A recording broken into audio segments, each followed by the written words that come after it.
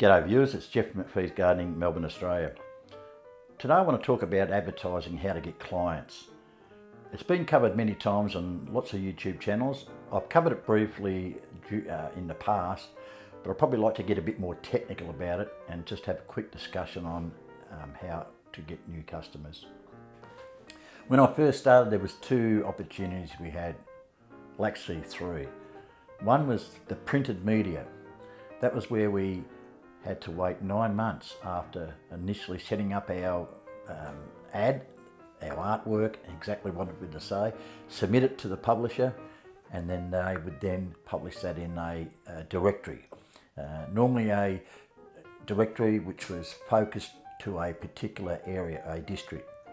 But that took 9 months, so we had to wait 9 months for a change. So if we found that we only wanted to do lawn mowing and not gardening and not other things, we'd have to wait another 9 months or 12 months to change that ad again. Not like today where internet we can change daily, and that's the great thing about today's advertising. The other one we had, of course, was the printed pamphlets that we delivered to the mailboxes.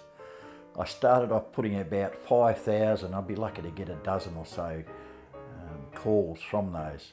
One call, and you've seen my previous video about my first customer, my very first pamphlet I issued was 36 years ago, and I still have that customer today, but that was just a fluke. But today I don't really think pamphlets work too well that I've seen.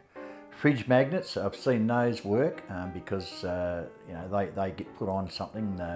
Pamphlets tend to get thrown in the rubbish bin, whereas maybe a fridge magnet gets put on the door of the fridge, and it's there for it to be seen all the time. So something to think about when you're starting out. Maybe explore that avenue.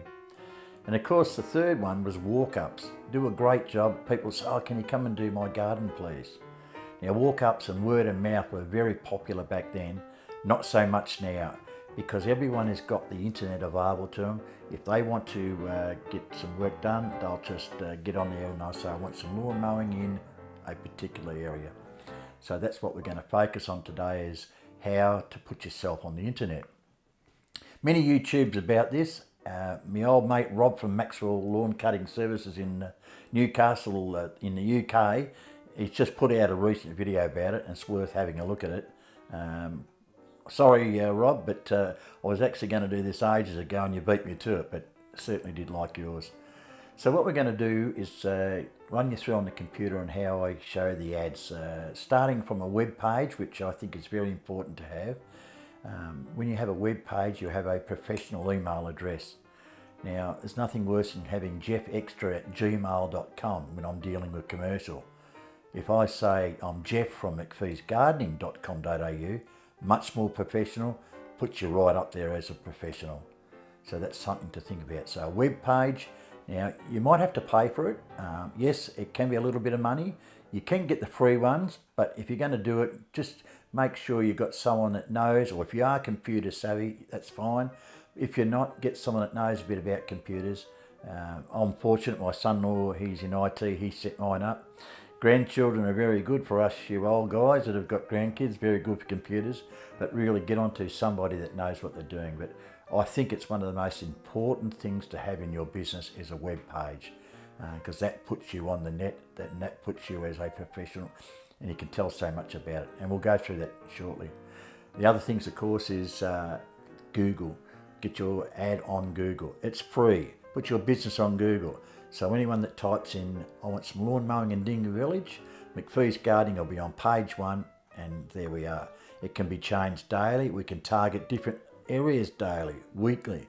We can change our times of operation, but we can put so much information and we can change at an instant.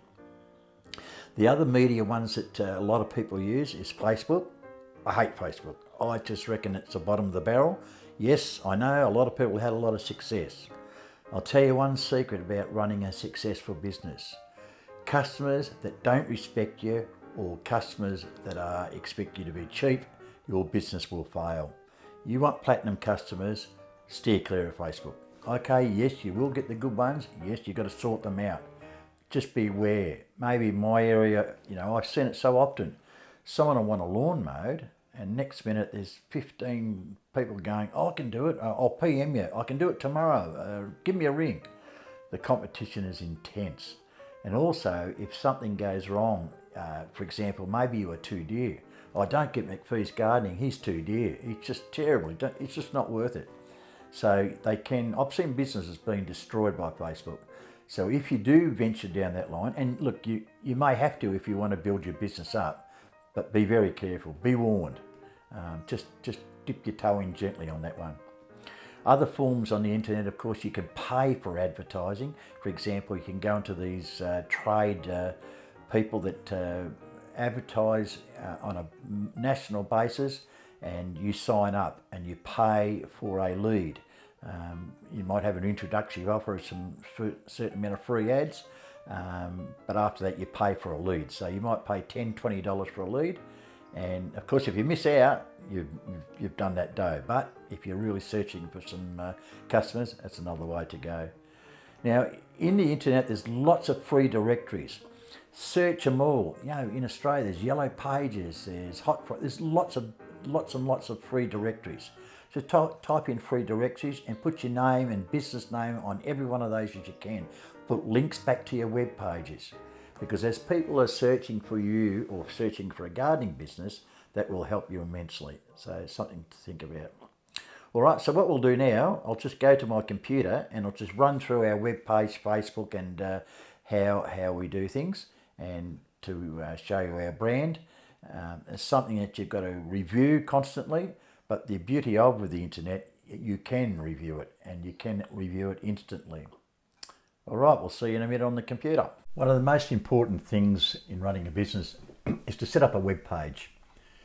You don't have to be real fancy, but I really suggest that if you have the money or you have the expertise, make the best possible web page you can.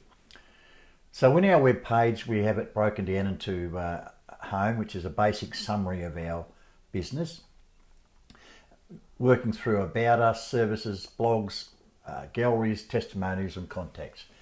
So when we set up our web page, we show our logo, which is the logo that we use for our shirts, our vehicle signage, our invoices, all our stationery, and any letterheads that we use. We use this same consistent design. We've rebranded over the years. We've had probably 3 or 4 different titles over the years. So the web page really tells the customer about you. So in About Us, a picture of yourself or your team, so they know who they're dealing with. He looks like he's okay, not too much of a cagey character, I guess. Just a little bit about yourselves. These key words, I love them: prompt, reliable and professional. Always using those words as much times as I can. I can't emphasise to be successful that these 3 words mean so much. You might show the locations of where you operate so that they know exactly you're in their particular area. Working on to services, you want to tell them as much as possible about you. Now, I've done it through a photo, right on mowing, push mowing, weeding, pruning, blowing down paths, looking after larger premises, small premises, all the areas that we cover. Blogs, we use that to tell stories. Apparently, my son-in-law informs me that does help with your rankings in Google. Google do like to see different things on web pages, and apparently blogs do help. In our blogs, we always mention our target areas so that our page will come up consistently when people search for their particular area. Galleries are very important because they tell a lot about what you can do. For example, a before and after, a before and after. So the potential client can say, gee, he certainly knows what he's doing there. And also maybe you might have some, we used to do a little bit of landscaping, show some of your proud moments, proud jobs that you've done over the years. You can also look at just general information through your gallery, your pruning, for example, pruning and hedging that we do a lot of. It's helped us a lot. Now, and as I say, I'll just go through some of the photos. you've seen that. That was in our previous video. I like showing that one off because they mean so much. Just say some of the gardens that you look after over the years. And of course, testimonials, very important.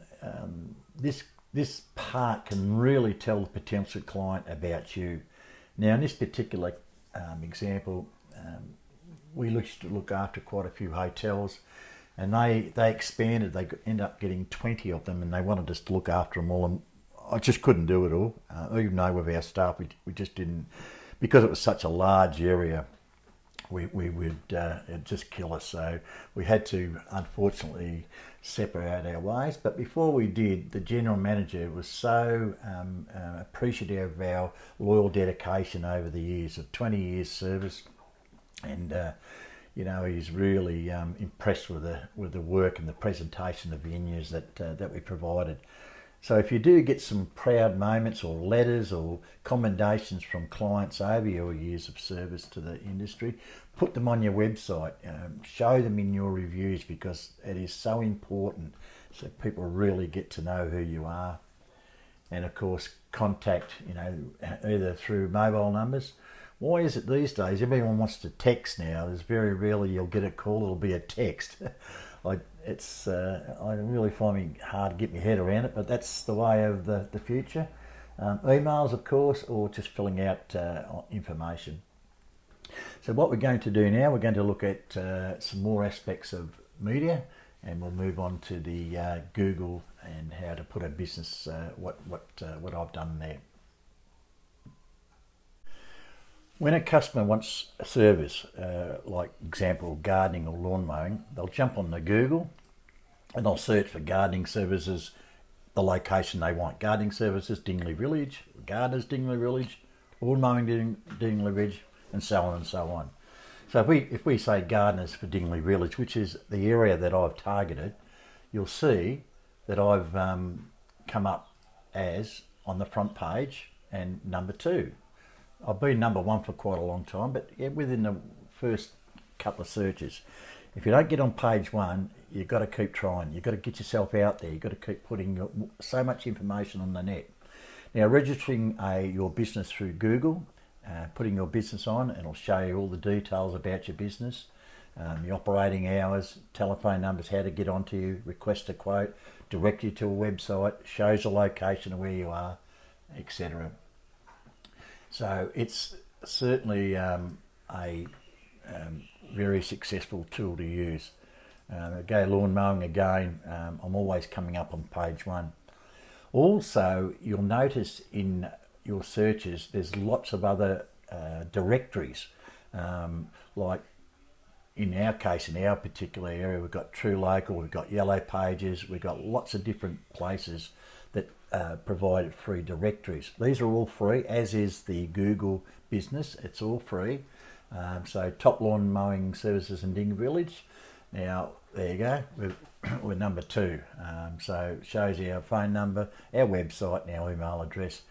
The thing about this, it is free. It costs nothing.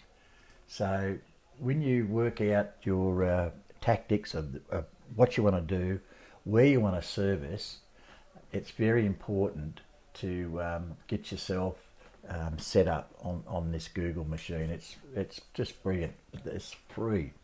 You can pay for extra profiles. So if you pay a certain amount each day or each month, you can actually get sponsored ads, which will get you priority number 1 all the time.